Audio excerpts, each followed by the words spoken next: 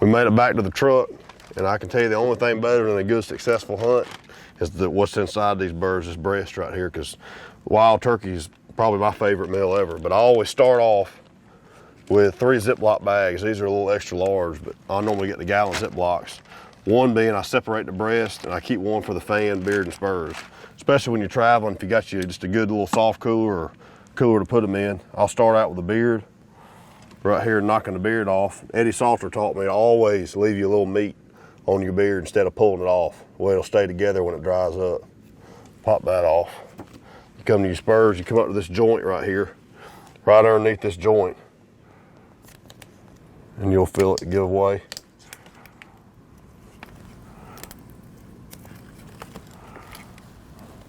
Let me get you to cut the skin off. One.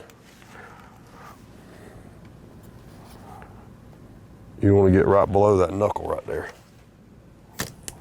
It'll pop right off. I know some guys that they don't collect the spurs, which is absurd to me because I love a good spur collection. Then you come to the base of the fan right here. You want to get down, make sure you don't cut it too short. Get right down, you'll feel that big muscle right there, right below that muscle. Cut it on that side, come to the other side.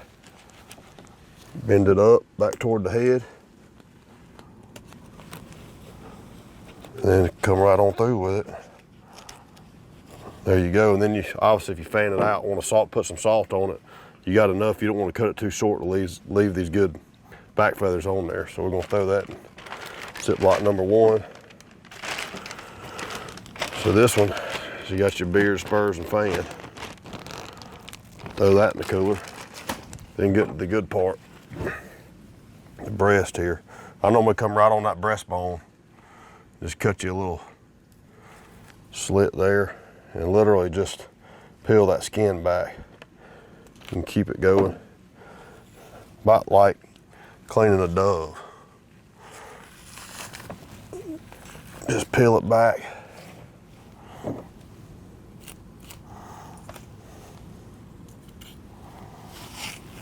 And I like to, me personally, because a turkey, some people don't realize a turkey breast is they'll feed a lot of people.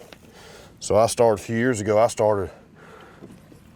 gonna fillet this breast off, but I started separating them in Ziploc bags. So that way, if you wanna just thaw one breast out, you can, and just follow that breastbone right there down. You'll come around to the base. Make sure you got you a good sharp knife, it makes it a lot easier. Then you just fillet it on back. Hug that breastbone. Come down under your craw. Try to get around your craw right there.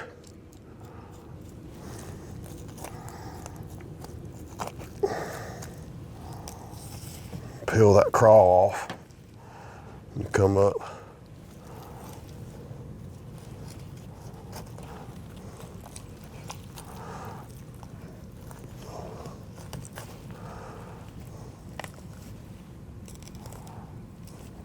Just like so.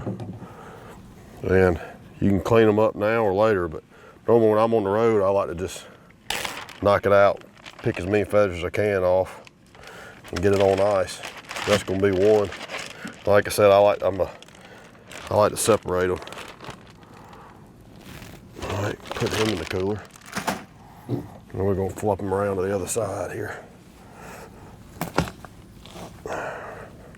Come right down that breastbone. Make sure you get all of that.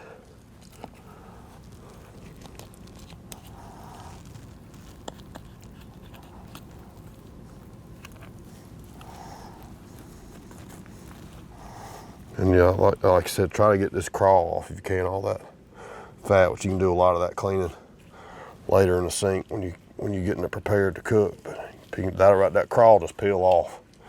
And all that fat, and you can just see your line to cut down right there. And it's gonna fillet off just like not like a catfish.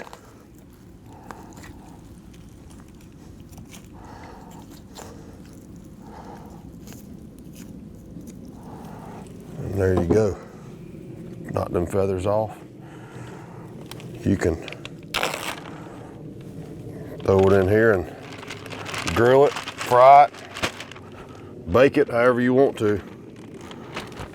When I get home, I'll keep it, like I said, I keep it on ice in the cooler till I get home. A lot of times I'll put salt water in here, clean it, fill it up back here with salt water and put it in the freezer. Ready to rock and roll. We're gonna eat this while we're down here in Florida, I assume.